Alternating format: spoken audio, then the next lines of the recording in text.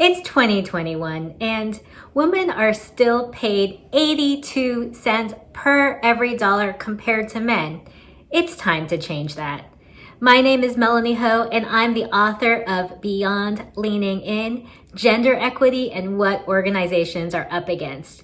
I'm here to talk to you today about 5 things we need to do now to finally close the gender pay gap.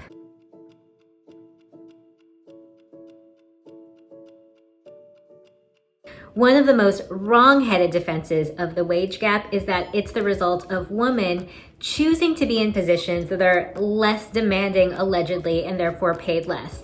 Actually, there is deep gender bias in what jobs are paid more than others, even when they require the same level of skill and experience. So take this, in the 1940s and 1950s, when most computer programmers were women, they received relatively low pay and prestige, but the salaries for these jobs increased when men started doing these jobs.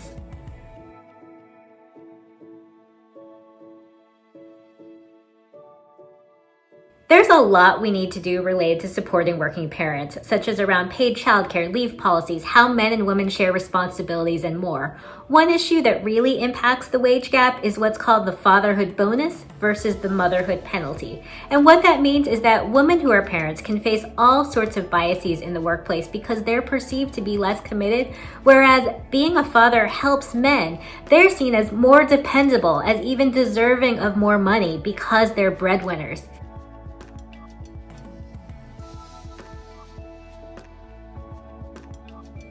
We're beginning to see some governments and the public even holding companies accountable for representation. For example, do they have any women or people of color on the board? But that's really only the first step.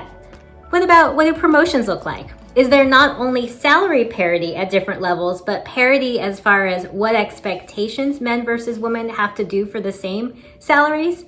We need to start holding organizations accountable to using the same kind of rigor and thoughtfulness when it comes to diversity metrics that they use when they look at their sales metrics.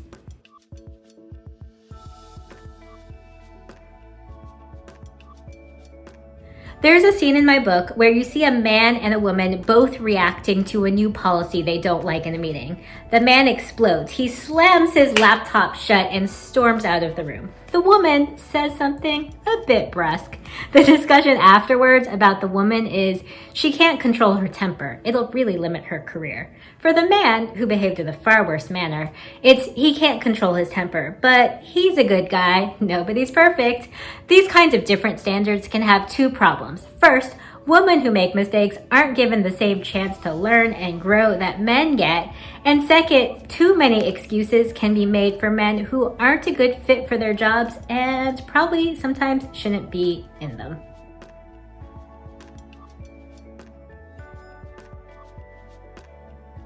Pay is only one part of how organizations recognize the contributions of their employees. Anytime men and women are praised differently, Chad is great with data, Haley has an infectious smile, or assign different kinds of tasks, like women always being asked to take the notes in the meetings, we are valuing the time and the talents of men versus women differently. Thank you for joining today. For more information on the gender gap, why it's so hard to close, and what we can do about it, please read my book, Beyond Leaning In, and visit me at www.beyondleaningin.com. Thanks.